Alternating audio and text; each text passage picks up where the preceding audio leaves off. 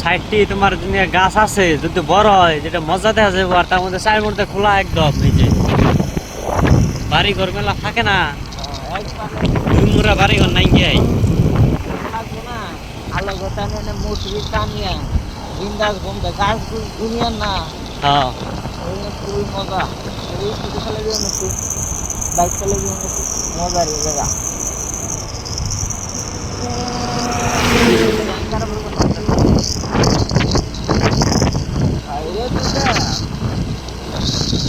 side দিয়ে তোমার গাছ গুজালি পুরে